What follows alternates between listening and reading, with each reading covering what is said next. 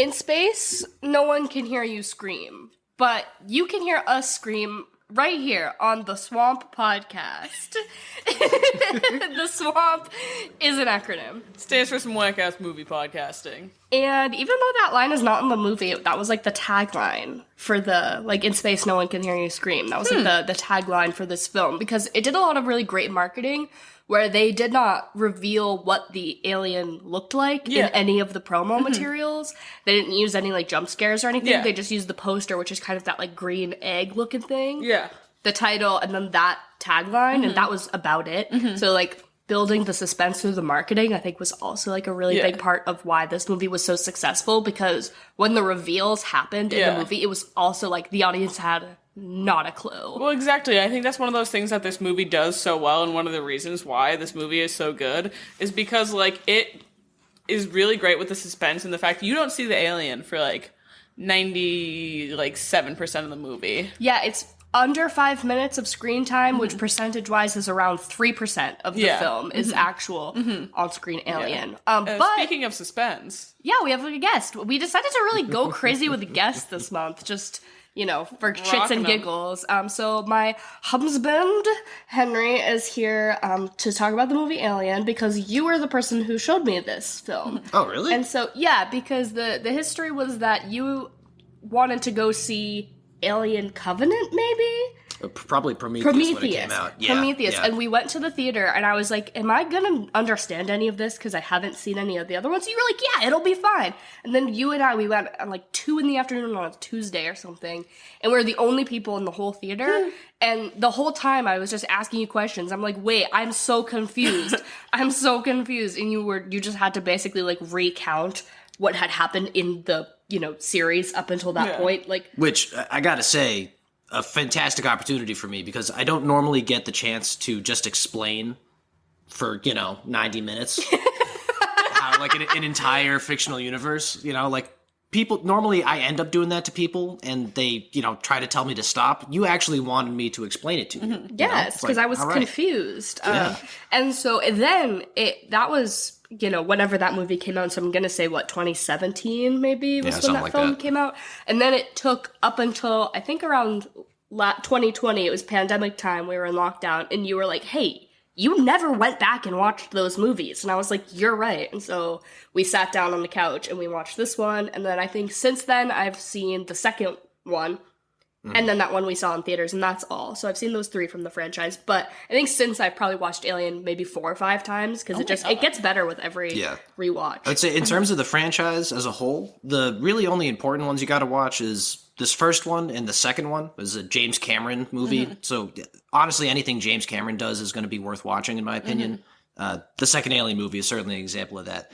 The other ones are a little bit like drawn out, they're just kind of action movies, unless, cool, suspenseful horror movies that are really creative like this one, Because then they get into the whole business where they're doing Alien versus Predator, and then a second Alien versus Predator.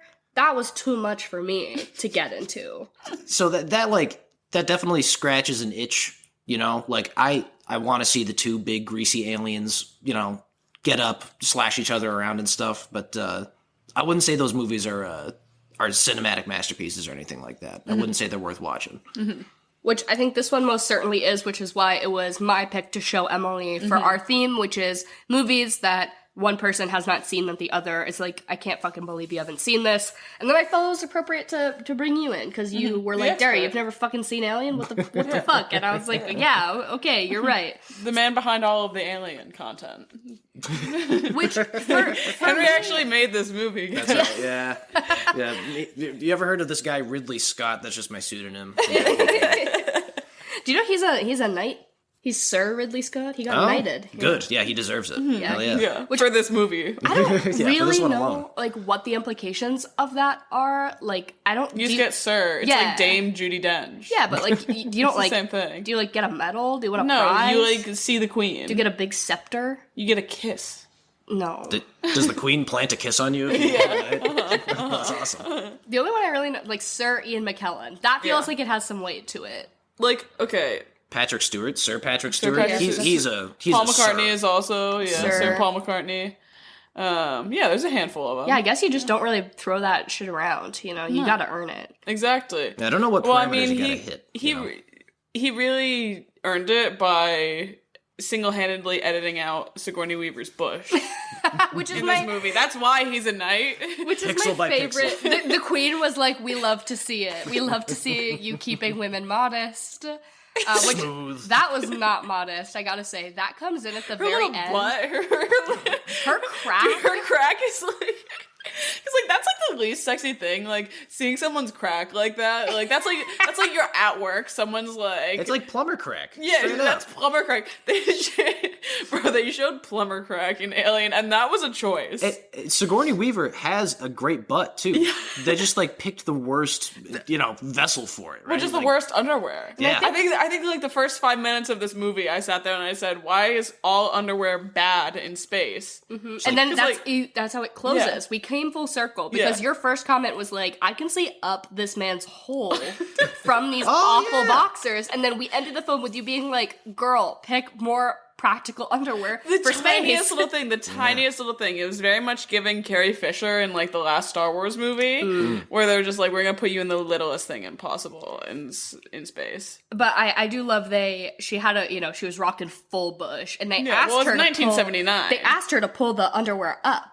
But she didn't want to pull them up because they were so little that she's like, I want to cover what can be covered. Because, if you pull those up, your labia are going to pop right the fuck out. She was valid. Doesn't matter if you got salami lips. Salami lips. But she was like, no, I'm not pulling them up. And they were like, okay, well then can you shave the bush? And she was like, no, I'm not shaving the bush. And so on the DVD commentary, that's so wild. The Ridley Scott DVD commentary on the box set, he said, we paid about the 1979 equivalent of $5,000 to add to the post budget to get that airbrushed out because like they didn't want her to have full bush. Good for her. See, you have the opposite thing now. I feel like all actresses end up wearing Merkins. They're like, wait, this might be kind of trendy. And they're like, sorry, I'm smooth as a dolphin down there. I want there to be like the Star Wars like digital re-release that they did, where they added like the big cantina band and shit. But like, you unedit her bush. I want to digitally restore that bush. Who has that footage? Yeah. Who has the unairbrushed footage? I mean, like, look at the hair she's got on her head. Like, they must have had the work cut out for them. Because she has a crazy something matches the drapes. Yeah. But also, they've been in cryo sleep for what? A minute now, right? Obviously, she's gonna have a little in the pits and it just makes sense. Yeah. It's realistic. But do your hair follicles stop growing when you're in cryo sleep? It totally broke my immersion. I was like, I was so invested in the movie. I was like, wait a second, there's no hair down. What the fuck? But you mentioned that she also pretty notoriously... Bro, she's just a fucking stickler. Yeah, and I love her for that. In the first Avatar movie, she is like smoking, and she didn't want to use a cigarette, so they had to like CGI in a smoking cigarette because she's like, I won't even fake it. It's not going in between my fingers. She's like, not even a fake one. She's not Ansel Elgorting it in like from The Fault in Our Stars. But speaking of smoking, I do want to rename this movie Alien: Sigs in Space. Yeah, dude. Like, it starts out, obviously, like, full hole, basically, worst boxes you've ever seen, but the next frame is every single person in that spaceship has a cigarette in between their, teeth. Black coffee, dry cereal, Sigs in Space. Which just doesn't feel like you should have a cigarette in space. You know what I mean? Like, I know it was 1979, or, sorry, was it 21, 22? Yeah. We're past that. Well, maybe the technology is so advanced. They'd have jewels. The vents, yeah.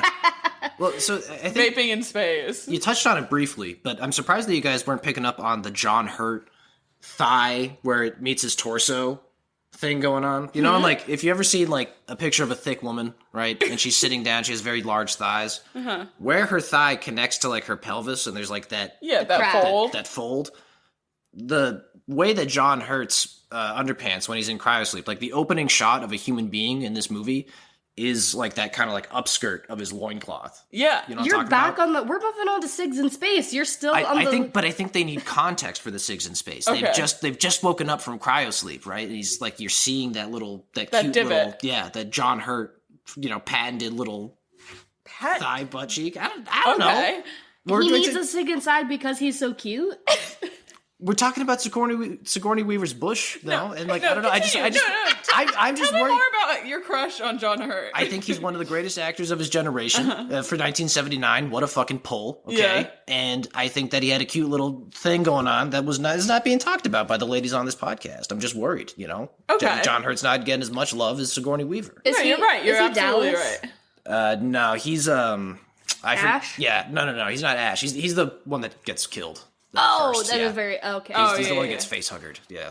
What else is he in? What else is that? I have no idea who this man is. You'd be walking down the street, I wouldn't know him. You'd probably recognize him from 1984. He's the guy that plays Big Brother. Never seen it. No. He's in a bunch of other shit. He's a very famous actor, but I am just bad at knowing what people are in. No, because I was just going to mention, if he was Dallas, they wanted Harrison Ford to be Dallas, and Harrison Ford was like, I can't do 2 space movies in a row. Yeah, and they were like, that's super fair. And then originally Meryl Streep was going to be Ridley. Oh my god, can you imagine? And Imagine seeing Meryl Streep's little ass crack. I bet she would have shaved the bush. Yeah, for this, she would have. Yeah, but Sigourney Weaver's just a hard ass. She a coward. But yeah, she was like in contention for the role, but somebody close to her in her life died, and so she had to like take a step back. And then they got Sigourney, who really was just primarily doing stage stuff on Broadway, and this was really I want to say her first movie, or at least her first like lead in a movie role, and she was like an overnight sensation after this, because after this movie dropped, everyone was like, we want that bitch in everything, which of course, dude, like, you saw her crack. Come on. I'm sorry, I'm just gonna keep going back to that. her little booty crack. No, she was spectacular, obviously. But do you want to give a small recap for? Oh my god, I think Henry should give the recap. Oh god. All right. Well, you have 3.5 minutes. Okay, that's actually so much time, so I can really give you all the details. So the opening shot, we're at the foot of a cryo bed, and we see just ankles, and then it slowly pans up. We have a tilt, and we see just underneath John Hurt's loincloth that he's wearing, and where his thigh meets his torso, you can see a little ridge. No, so basically, it's a crew of. We're literally looking at the the movie page on Stars, the original classic. It's a frightening blue collar space crew, and they have a sci-fi adventure. It's basically about this mining ship that is on its course back from this distant planet to Earth. They run into a few technical problems. They receive a transmission. They are obligated by their company and their contract to go investigate it. Hilarity ensues as John Hurt's face is hugged, and he's inseminated with an alien. There's several layers of, corporate incompetence leaking its way into these people who are just trying to do their job. And they just want to get home. Plot-wise, I guess, that's how it makes me feel. John Hurt dies. He has a big alien explosion. It zooms away. Chest, yeah. Oh my god. Hilarity ensues once again. As much hilarity. There's a Benny Hill style chase scene where the alien is going through a long corridor, and they're going out of doors that don't make sense. And then at the end of the movie, after everyone's dead, except for Ripley and her cat, they shoot the alien out into space, and everybody lives happily ever after. Yeah, and it turns out one of the crew members was a milk robot. The entire time. Maybe the real milk robot was among us all along. Yeah, it was the friends we made along the way. Right. For sure. Well, that was the most jarring thing about this movie for me. Not like the little alien like shooting out of the chest. I knew that. And all that shit. This is the milk robot. Because I was sitting... Because, like, it's one of those, like... pieces of the plot where like he just starts acting fucking crazy for no reason, and you're like, why is he acting fucking crazy? And then he gets destroyed and milk just spills everywhere. Part of that reveal is that he's leaking. Yeah, he's like sweating milk. He's sweating heavy cream, and then he's getting like restrained by all the crew, and he like reaches out and gives one of the guys like the worst purple nurple of all time. And like there's like, oh my god, he has the strength of a robot. My nipples. Ah. But, like, I mean, that's just the first layer for, like, how wet this movie is all the milk. It's a silic film. This movie is slimy, it's moist. Like, if you are one of those people that doesn't rock with the word moist, like, click away for about the next, like, 12 minutes. Honestly, the rest of this fucking thing. Yeah, this movie is not for you. Damp. This movie is so fucking damp, which, like, in my head doesn't make sense, because space feels, like, sterile and dry. Like, that dry air that, like, is continually getting filtered. This is a wet spaceship. Yeah. There's, like, a whole scene where it's basically raining inside. I'm like, what the fuck is going on? You were expecting Phoenix, Arizona? We're getting the Florida Keys, baby. Yep. It's a wet heat. It is humid. She's damp. The people are sweaty. The ship is leaking. The alien Gooped lubed up. Actual KY jelly omitting from every orifice of this creature. A shocking lack of slurping noises for how wet this movie is. Like, it's a capital W fucking wet experience. Yeah, it's like, not once do you get a, you know? And so many occasions we get our sweaty characters venturing into wet tunnels. Because we get when the three space explorer, scientist people, they have to go down to the planet to see what this distress signal is all about. They go onto that planet, it's fucking wet. And they obviously go into the big cave where the sort of fossilized alien carcass thing is, and that's when they're kind of like, whoa, something a little spooky's afoot here. That shit. Wet caves, wet caverns, and then it only continues through the film. When they're in the vents, the vents are wet. Like, that's where your air is coming from there. You're getting wet air. Do you know how much fucking mold must be on that spaceship? I'm surprised no one sneezed once throughout this entire movie. Because of the black mold that they got growing in that fucking spaceship, because it's so damp. Honestly, some snot would have just added to the visual slickness. Please. Oh my god, let alone fucking, oh my god, what's her name? The tears from that one, the bitch who's not Sigourney Weaver. What's her name? Lawrence or some shit? I don't know. Sure. Started with an L. I fucking hated her. I fucking hated her so much. She's the worst character. Should have died off the bat. R.I.P. Kane. Yeah. She was on that expedition out there poking around where she shouldn't have been. Right? You should have sent her. Yeah, I mean... Kane and his little thigh. Come on. He really had to be the first to go. And Kane also just loves, our man John Hurt. Maybe just my man John Hurt. That's your boy. Yeah. He just, he loves to get down and dirty. I don't know what his role is on the ship. I know there's, a science officer. Ripley's the warrant officer, I guess. Whatever that means. Yeah, we learned that. We tried to Google what that means, because in the, beginning opening description lines on the Wikipedia page, it tells you every character and their titles. So, obviously, you have, the captain of the ship is Captain, Dallas, whatever, and science officer Ash, whatever. But she's warrant officer Ellen Ripley. What the fuck is a warrant officer? I Googled that. I guess we have those in the United States military. And it just said, officer with a specialty. Yeah. Whatever the fuck that means. Specialty in what? Bush. Yeah, right. In the movie, it just kind of ends up being, she's a second in command, Yeah. She's just kind of second captain, I guess. But, yeah, I don't know. Back to the bush, there is a great drag queen named Sigourney Weaver. Yeah. So good. As far as drag names go, that's a good one for me. Yeah. Oh my god. Oh, so John Hurt's poking around in those eggs, right?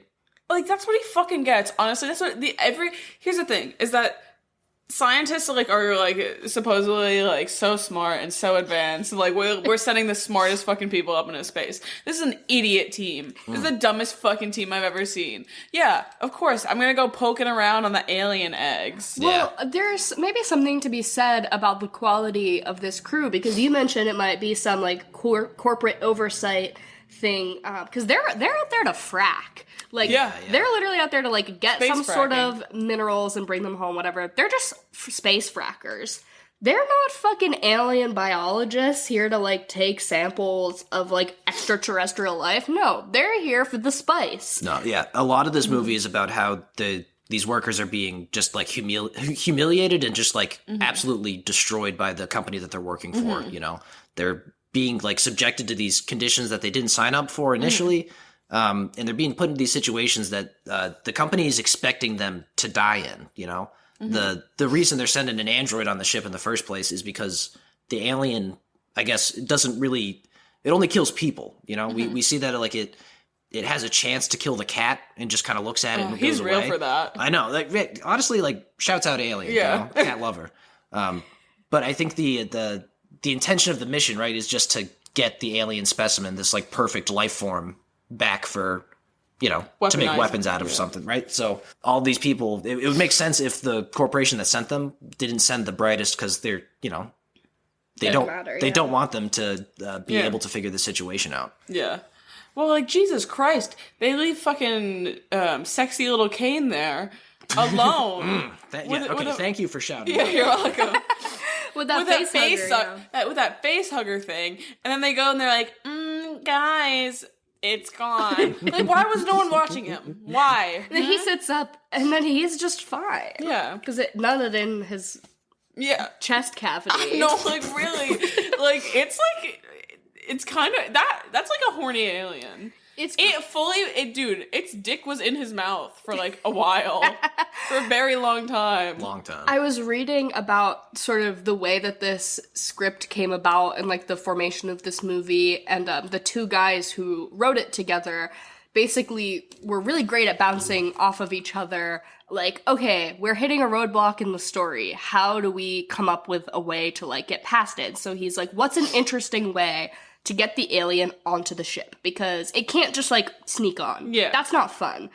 And so then like after, you know, a couple days they're thinking it over, the other guy's like, it fucks one of them in the face, plants eggs in it, and that's how it gets on. And he's like, yes, that's the movie. And I think they did it again with the blood being acid. They're like, what's an interesting explanation as to why they can't get this thing off of him? They're like, acid blood. Yeah, right. So it's just like really interesting solutions to like made up problems that they're like, why can't the plot progress forward? Let's come up with some ridiculous answer. Like, yeah, you know, he nuts alien babies into the guy's chest and it bursts forward.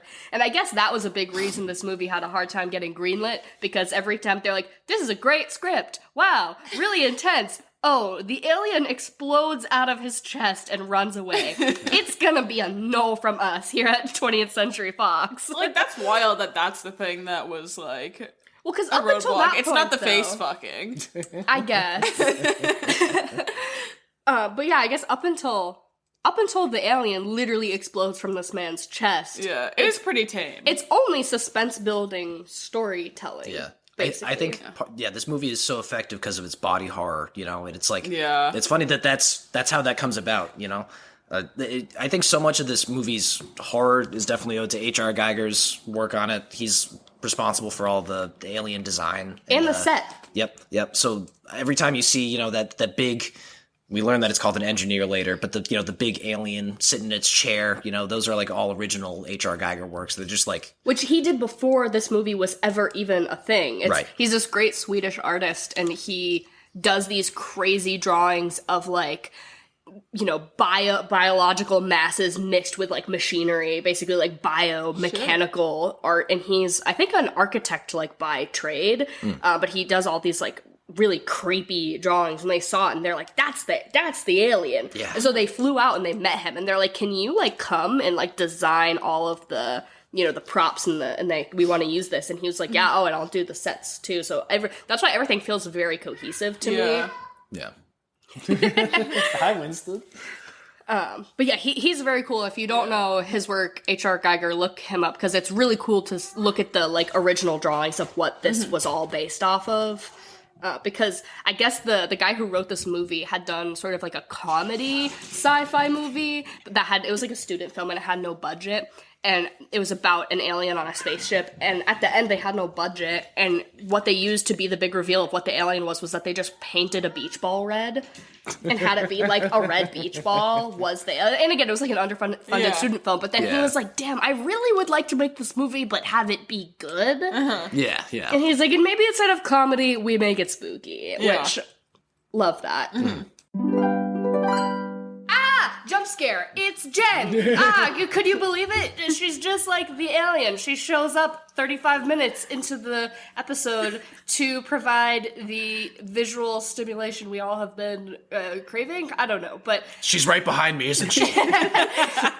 She's here to host her game, Chocolate or Vanilla. It's an interim podcast segment, and she just says two things. We all say which one we like better. Jen, how are you? I'm good. How are you guys? Happy Thanksgiving. It's the day after Thanksgiving. Happy Black Friday. In real time, it's Black Friday.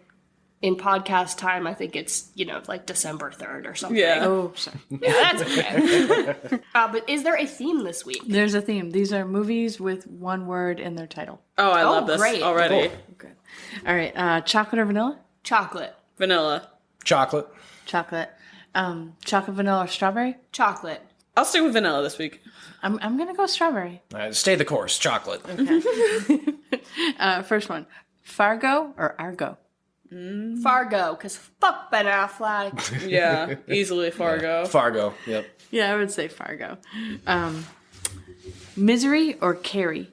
I've never seen Misery, but I did read the book, and I love Kathy Bates, but I've never watched the movie. But I definitely had a bit of a Stephen King kick in, middle school, where I, ripped through a ton of them. You look like a Stephen King middle school guy. Thank you. But I did see Carrie.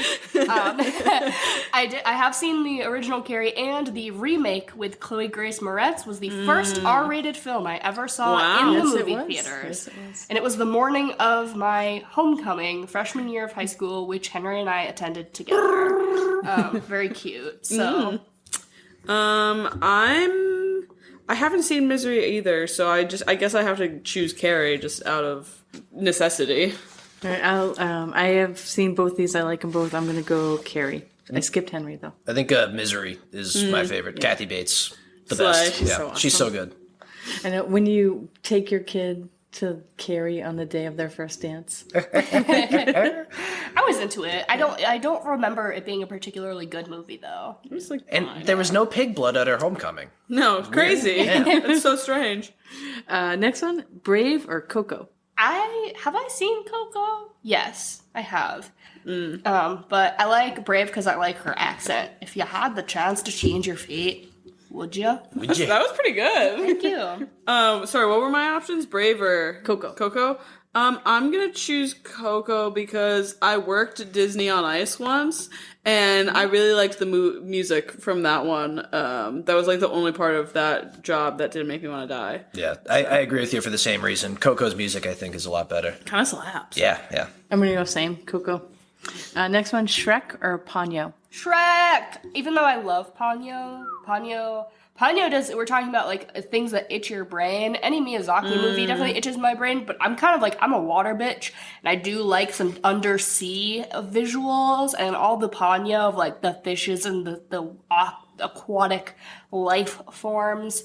Really stunning, but Shrek is the greatest film ever made, and our podcast is called The Swamp, so... As much as I think Shrek is an amazing movie, I do think it is overrated a bit. Obviously, it's spectacular. I think the second one is better.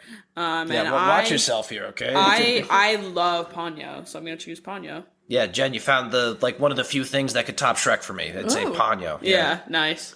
I'm going to go Shrek, but I agree. That's a tough one. Psycho or Armageddon? Never seen Psycho. What? And Armageddon has Steve Buscemi in it. So I guess I'll go with that. Even though it offsets... Ben Affleck is also in that movie, right? Yes. It offsets the Ben Affleck of it all because Steve Buscemi's in it. So I will pick Armageddon.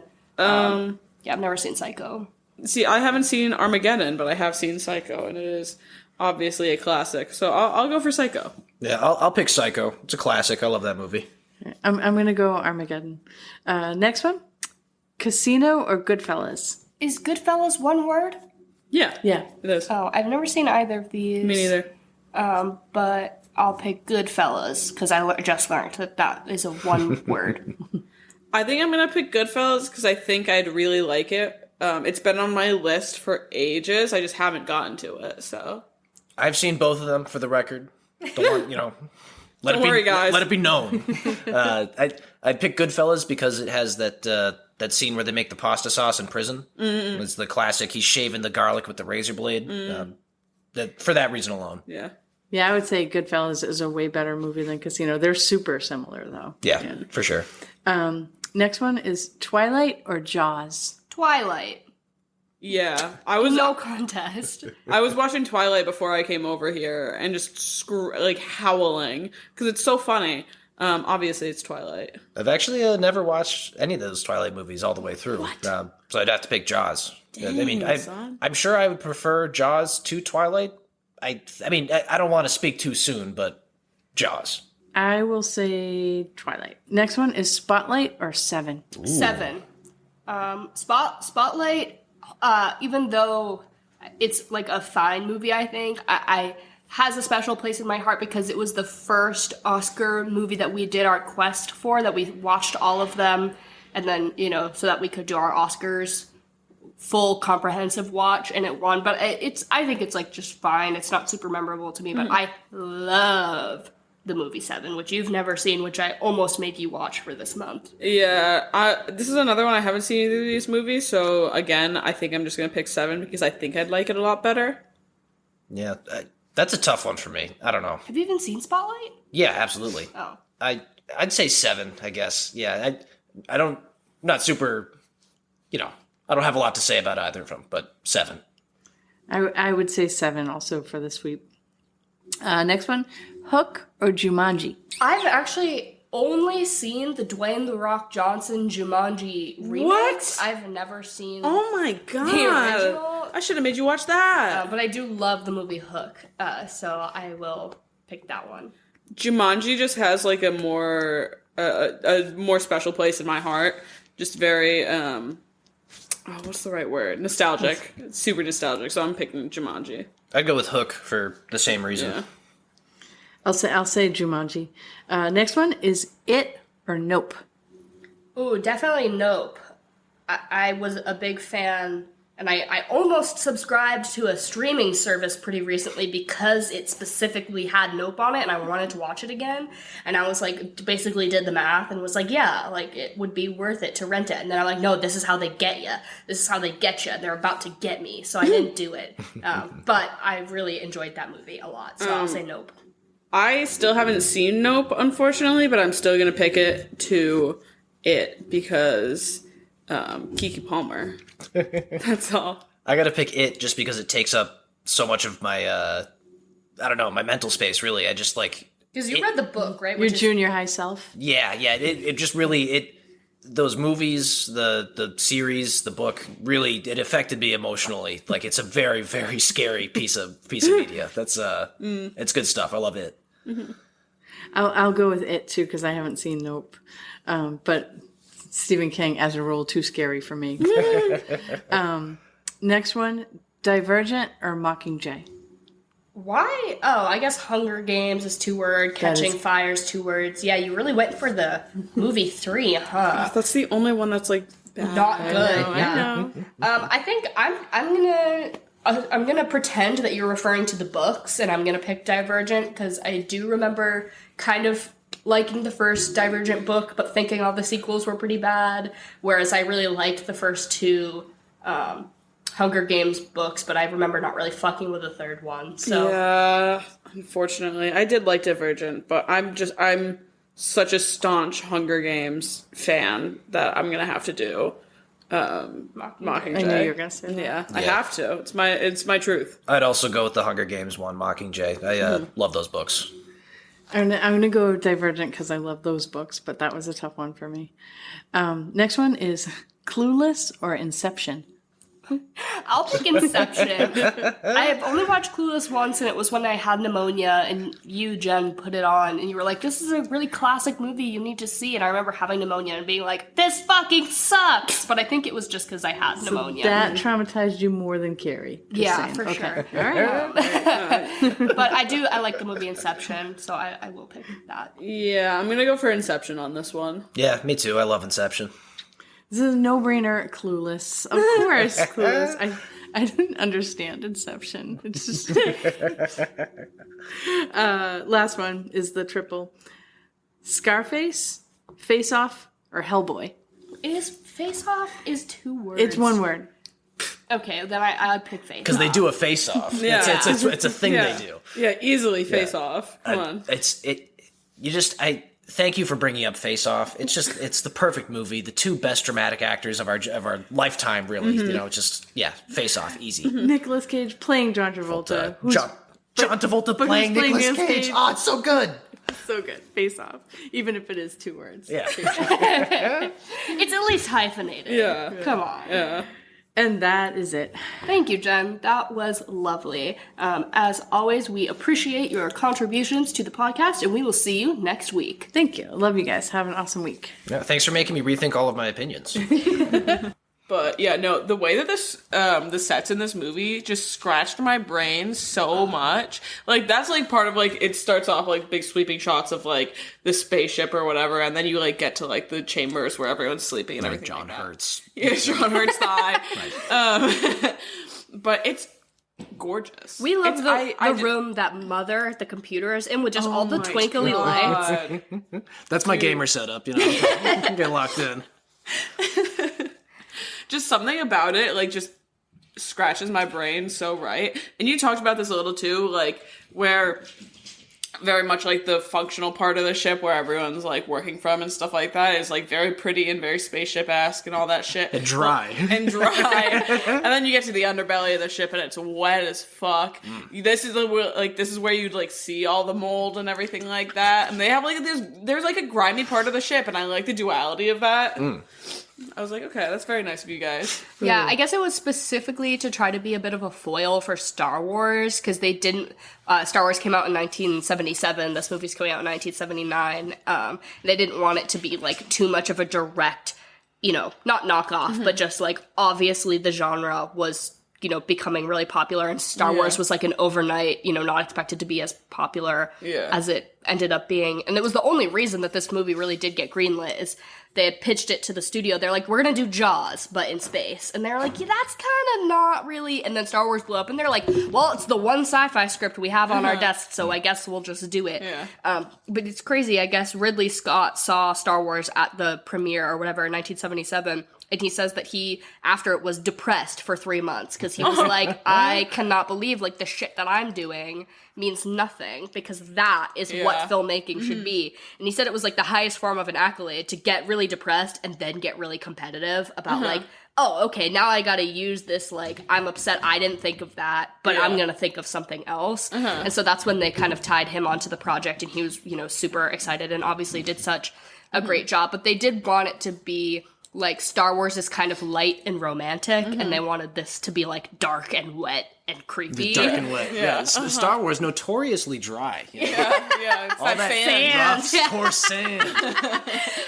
That's how they differentiated it from the movie. They said, sorry, this one's gotta be wet. But with the set design, they're like, it's gotta look like a gross machine, like, not like a pretty star, you know, ship.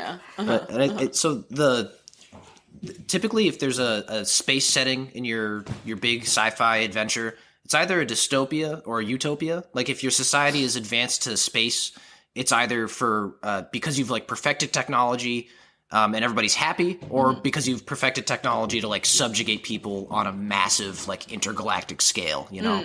And, like, this movie is, like, absolutely, these people are living in a dystopia. Like, it's even with, if you remove the alien, the horrors of what they're subjected to, I'm sure is awful, right?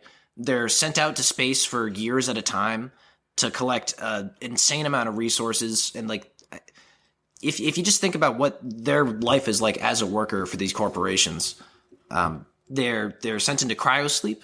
They probably, once they get back to Earth, everybody they know is a lot older than they are, you know? So there's, like, they're already in this ridiculous, haunting, eerie situation that's a bit unsettling, right? And then we'll sprinkle a little goo on there, you know. I think that's a recipe for success. That's a great explanation acid blood. as to why the two engineers are, you know, mechanics are kind of audience stand-ins for voice of reason, in my opinion, because to me, they're the two who are always like, don't fucking go down there. I just want to go home. Why aren't we getting paid for, like, we should be still getting paid even if we don't go investigate the creepy alien planet. Like, they're always the ones being like, hey, we're just here to fix the engine and say the obvious. We're at work right now. Which makes a lot of sense given the, makeup of what this all is. Like, those are typically the people who are actually, doing the work and boots on the ground. They're the only people ever shown actually working, other than when, like, fucking Ash and the other one try to medically... I'm like, are you a surgeon? Are you certified to be doing this? Right? Like, was this part of your space training? Dallas, he plays on the computer sometimes, He's like, Mom, how do I do aliens? It does not compute. Oh my Instead of mother, her name should have been Mommy. Mommy? Do you guys think that Jonesy had to get space trained as well? Yes, it's a highly competitive program for what cats get to go to space. Have you ever seen those videos of... low gravity and zero gravity tests on cats? No. They how cats always land on their feet? Yeah. So they they would do that thing where they fly the airplane up and then like shoot it back down to simulate no gravity. Yeah.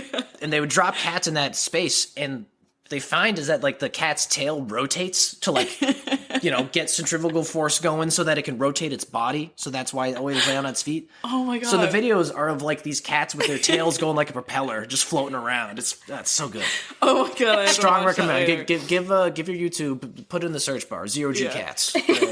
You won't be disappointed. So my question for you, as two pet owners, you could probably hear one of them running around in the background of this podcast, is if you had to choose one of your cats to bring up into space with you on a mission like this, which cat's coming? So to give the listeners a little context. Tell them about your cats. Yeah, Henry and I have two cats. They're siblings. They're two black cats named Winston and Bean. Winston is the boy. He's skinny and kind of muscular, angular boy. And, a man's man. And Bean is a chunky little lady. And I mean, I think I would pick Winston because he's very much, he likes to protect Bean, and I think he thinks that we're his babies, and so he wants to protect us too. So, like, if he hears something outside, he's going to, like, suss it out. He, like, will sit by the door. He sleeps by our feet, pointing towards the door, because he's, like, very much a protector. And I think Winston would have figured that shit out. He would have sussed out where the alien was. Like, Jonesy was hiding. Winston would have been on that shit. Right. They wouldn't have needed, like, the air pressure sensor thing. Yeah. We would have just had Winston point. Winston, yeah. So the only reason I would hesitate to bring Winston is because, for the same reason you don't want to cut the alien open because of the acid blood, Winston is a highly destructive, volatile cat.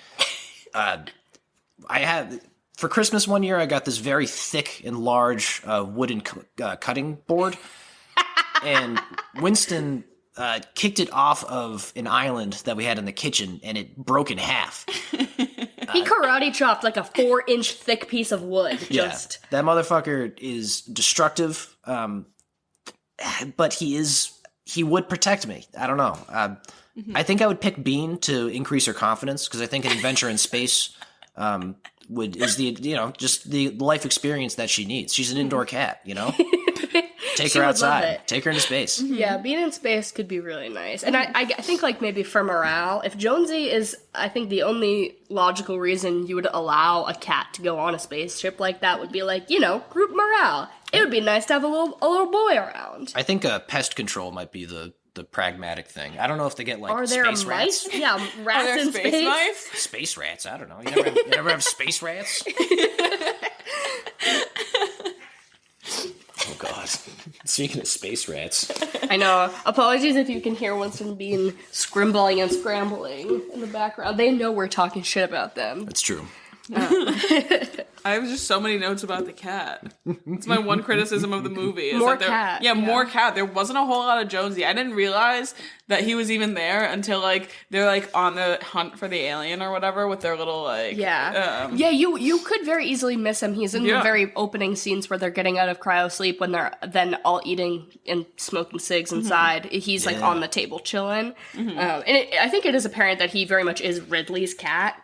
Like Ripley, yeah. Oh, sorry, Ripley. No, I do it all the time, Ridley. too. Yeah. Is that that's got to be on purpose, You would think. right? I don't know. But one of my favorite scenes is when we get the sort of the engineer whose name I forget, but he's the one in the Hawaiian shirt, and he's walking through the really damp part of the ship. Yeah, he's sticking his tongue out, and he's trying to find catching the cat. water on his tongue. Because basically there was a little bit of a jump scare where they thought they had found the alien, but it turns out it was just the cat. But then the cat scampers away, and they're like, well, let's go get the cat so this doesn't happen again. And so then he goes and he's trying to find the cat. And he obviously finds the cat, but then the alien is right behind him, and it's one of very much those, oh, he's right behind me, isn't he, moments. But we kind of get to see his demise through the point of view of Jonesy, because it's hard cut to just the cat's face. You see more of Jonesy's reaction to witnessing this man's death via alien than you actually see of him getting killed by the alien. Like, we get more of the cat perspective, which is interesting. Oh, but it's about experiencing fear and tension through the experience of the characters rather than the speculation of seeing the actual monster. Yeah, that's what's good about building suspense in this movie, and why I think that they probably got away with having a pretty low special effects budget, which Ridley Scott said on purpose. He's like, a lot of movies like Star Wars or Superman, you see that have special effects that happens, and you look at it and you say, wow, that was a special effect. And that kind of takes away from, like, immersing yourself in the story. So he's like, it's about you relating to the characters and experiencing what they're experiencing rather than actually seeing the thing. Like, there's a great Alfred Hitchcock quote where he's like, rather than a bomb going off, you tell your audience, there's a bomb under that table, and it's gonna go off in 5 minutes, and then have your audience react to how the characters in the situation are reacting, and the bomb never even has to go off, and that's more suspenseful than just watching a bomb go off, which is totally what this movie does, like, to a T. And then, but it doesn't use that technique to hide its special effects, though. When it uses them, they are so, like, gripping and awesome to look at, you know? It really knows when to, it picks its fights really well, I'd say. You know, when it shows you a visual effect, it won an Oscar for Best Visual Effects. Yeah, and considering the alien is on screen for less than 3% of the film, that's crazy that they won for that. And you said that the one of the milk robot's head being dismembered is especially bad. So there's after they incapacitate Ash, they decapitate him, and they set him up on the table to try to interrogate him. And there's this really hard cut where they go from having it be a doll head to just the actor's head sticking out of the table with, like, a cloth around his neck. And, like, the lighting of it totally changes. Like, it just looks like they didn't get enough coverage, or they just didn't, like, track the lighting well enough. It's bad, but I loved it. Yeah, it's so funny. A really standout mistake in that movie, I'd say. I don't even know if it's a mistake and they just ran out of time or whatever. You know, there's a million reasons that shot looks like it does. I'm sure it wasn't because that was the intention, but you know, it a jarring shot in an otherwise visually brilliant movie. No, I do believe that there should always be an 80-20 split towards the energy and money you put towards set design versus special effects budget, right? Like having a really effective and beautifully done set or doing things practically will always outweigh the need for, like, flashy computerized effects. Obviously, we complain about this, or at least I do all the fucking time on this podcast, that I just hate, like, the overuse. I don't want to watch a movie that's 90% CG. Like, that's just not good for me. Yeah. But do we want to get into our regularly scheduled questions programming? Absolutely. Yes, I love a segment. All right, so who are our three for Fuck, Marry, Kill? Ripley, Ash, and... The alien. And then, or Dallas. Or what's your guy, John Hurt? Kane, yeah. Okay, I mean, do we want to just do... There's not really, like, a primary three. Do we want to just do from the whole cast? Sure, yeah. Or you could do Ripley and the two engineers. Yeah. Because they're like that. When they first initially split up, they're in a group together. I was gonna say, what are both engineers' names? Do you know? One is Parker and Brett, maybe? I don't think we should fuck, marry, kill with them if we don't know their names. Yeah, Parker and Brett. Okay, I knew it, yeah. I just wasn't confident. That's Parker. Right there. Okay, I'm gonna obviously marry Ripley, duh. I think I'm gonna fuck Parker, kill Brett. Yeah. Easy. Yeah. Easy, I agree. I think I'd marry Brett because even when his life is in danger from an alien, he still stops and smells the roses, you know? He's in the horror of space and he still finds like an enjoyable little wet spot, you know, to soak his hat. He's like a salamander. Yeah, like he looks so happy when he's doing that. He's like, he's never happier. And I guess fuck Ripley and kill Parker, you know? Yeah. Sorry, Parker. Guess so. Your labor struggles are not unnoticed. I like that the two of them are always drinking like the space branded version of PBR. Yeah, They always have like, you know, the generic space brand of like working class beer around them. It's a union made space brew. And then from the whole film, I'm still gonna marry Ripley. Duh. Easy. Like no contest. I'm not gonna be nasty out here and say I'm gonna fuck the alien because that's gross. But who am I gonna fuck then? I'll fuck maybe the robot guy just to see what that's about. So you'd fuck the robot guy, but not the alien? Did you see those tentacles? Shit. Well, Tail? What'd that tail do? Slice and dice. No, I think the alien is a good one to marry, if anything, because then it doesn't kill you because it's your spouse. Yeah, I guess. Yeah. But that's the whole thing, is that it's the perfect creature unobstructed by emotion, so it can't feel love. Well, but it knows what an objectively good marriage is, I bet. If it's the perfect organism, you know? The alien will never leave you with a broken home. No. I don't know what the perfect organism does, because we all strive to be that, I guess, Tell me right? what that perfect organism do. But I'm gonna kill the bitch who's crying the whole movie. I She's so hate annoying. her. Yeah, she can go. Kill whatever her name is. It's like Lawrence. yeah, Lawrence. It's what is it? Oh my god, Lambert. Lambert. I was yeah. close. Lambert. I hate her. Kill her. I'm gonna marry. Yeah, I'm gonna marry Ripley, and then I'll fuck Kane just for that little hip divot. To show some respect for John Hurt. Exactly. It's like giving a Absolutely. salute, you know what I mean? Also, he looks breakable. Like, no no wonder the alien latched onto him. He is the easy target. In the opening of the movie, he's like the first one to get up. Yeah, he's like feeble. He's just the perfect. Sick. Yeah, he's the perfect. He looks like he just woke up from cryosleep all the time. Yeah, you know? that's He's a like Timothy Chalamet. Like, That's you know a skinny what legend. I mean? some sort of like bacterial infection that's gone like undiagnosed for like 30 years. You know, Tapeworms. yeah, slowly eaten away. That's our boy John Hurt. Shocked that the tapeworms didn't fight off the alien that was in his throat. Which parasite is stronger? Whoever wins, we lose. That's Alien versus Predator. Yeah, that's the tagline for Alien versus Predator: is whoever wins, we lose. What about from the whole movie? I think you're gonna marry John Hurt, obviously. No, I would marry the alien for safety. I would kill Dallas because he's an apathetic captain and he's unwilling to make hard decisions. And I would fuck Ripley. Yeah. Yeah. Okay. Yeah. That's solid. And for food and drink, so I did some hard thinking about this because it's obvious you want like a slimy drink. Yeah. You want something slimy. There's a lot of slime in this movie. It only feels appropriate. It only feels right. It's a wet film. You need a wet drink. Yeah.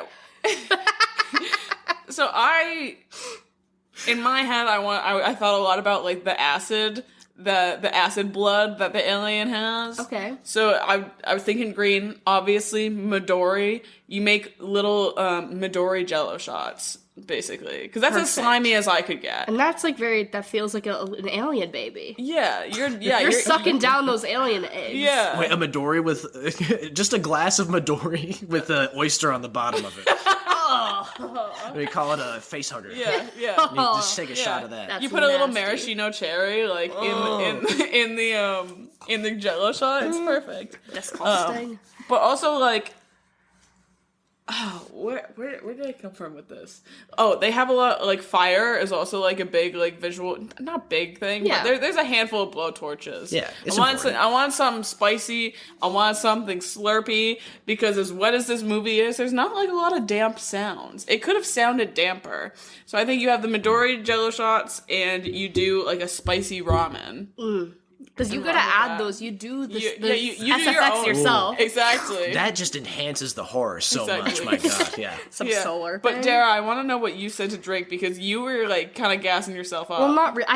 It just hit me that I'm like, I want a wet drink, but I also want it to be kind of like chunky and gelatinous. Yeah. So you know those aloe waters? Yeah. You know the aloe water that has like those weird chunks of aloe in it? I think that you make an aloe margarita. Because they have them that are like flavors. You can get like mango aloe water. So you do like, it's like almost like has those chunks in it. And then I think you could straight up just add like lime juice, triple sec, tequila, and do a chunky aloe-based marg, which is kind of what you want during this, I think. I want something to be kind of, you know, slipping down the back of my throat unintentionally. You want to feel like the facehugger's really on you. Yeah, for sure. I'd say for this movie, it makes me lose my appetite because it's so disgusting. So you want to pretend to drink coffee out of a very clearly empty plastic cup and smoke cigarettes inside very rudely. Yeah. Yes. Okay. That's great. What are you that's going to better eat, than Dara? Oh, so my other food and drink pairing is specifically about my follow-up film. Okay. And it's all about the presence of milk on film. So I think you do like a milk and cookies, you get a full spread, some chocolate chips, some Oreos, Very you nice, get very nice. all the cookies that are good with, you know, milk dipping. Yeah. And you do, you know, a milk and cookies spread. rock with Because that. then to transition into our next segment, I think part of me originally, I was like, The Matrix. I want to watch The Matrix after this, right? That makes good sense. call. Then I'm thinking, you go to the theaters, you see Avatar 2, The Way of Water. Yeah. Which has to make $2 billion to break even, and I think it's gonna be so fucking funny if it does that. So everyone No should chance. everyone should go see the 3-hour, self-proclaimed masterpiece that is James Cameron's Avatar 2, Way of Water, just because him as an individual just kind of makes me crack up. Yeah. And this is a wet movie, Way of Water. It's gonna be a wet film. Yeah. That's true. But then ultimately, I was like, you know, the alien, the evil cyborg is full of milk. And why is milk always such an indicator that, like, someone is menacing in a movie? Because Clockwork Orange, he's drinking milk. No Country for Old Men, he's drinking milk. Inglourious Bastards, he's drinking milk. The villains are always drinking milk, which I feel like you wouldn't think, like, where is that coming from? Why is milk evil? But so I started a letterboxed list called Menacing Milk on Film. And please send in any suggestions of it's instances in movies where somebody is drinking milk and you sense that something is afoot. Oh my God. Yeah, the Inglourious Bastards milk scene is just that So is one of the most menacing milks. You can just do a whole milk-themed movie marathon. I like this. With your milk and cookie spread. And I think that this is, you know, not only does this have milk drinking, but it has milk sweating and milk bleeding. Yeah. So this really takes the evil milk to the utmost expression. There's an entire milk circulatory system. It's incredible. Wild. But what are you guys going to follow it up with? I had a really hard time with this. Obviously, I think like one of the easy things to do is like watch Star Wars New Hope and just feel depressed, just like Ridley Scott.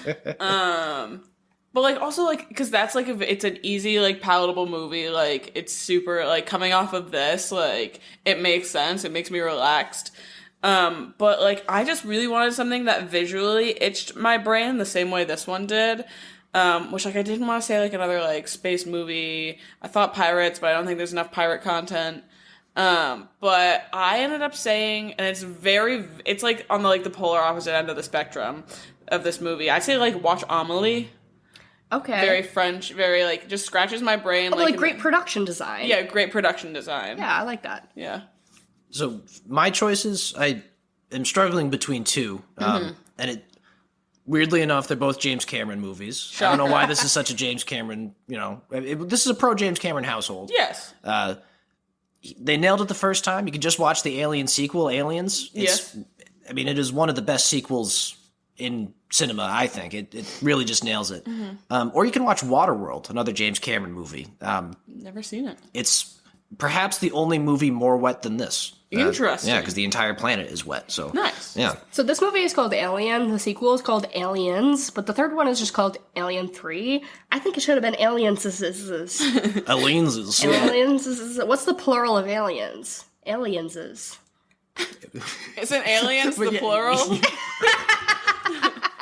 But the plural of aliens, because we're moving on. You're double pluraling it? Can you do that? Of course. A never before done grammar move. Of course. It's actually just called So Many Aliens. That's too many aliens.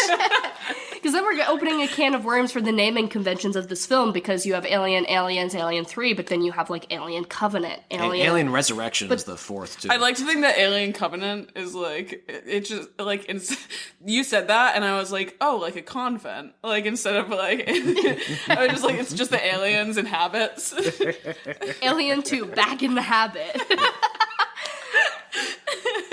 We're putting her... The sound of alien. Screaming. But thank you, everyone, for listening to our episode about the 1979 film Alien that I made Emily watch for the first time, and I'm glad that you enjoyed it. Outstanding. And I hope all of you enjoyed this episode as well, and all of the links to all of our shit is in the description below. TikTok, Instagram, Twitter. Maybe I'll put our letterboxes, so if you want to check out my Menacing Milk on Film list, which only has 4 movies on it right now, but definitely I would like to hear some more milk-based evil that you've experienced. And continue to send us your comments, your suggestions for future movies, all of that good stuff. And we love you, and goodbye and good night.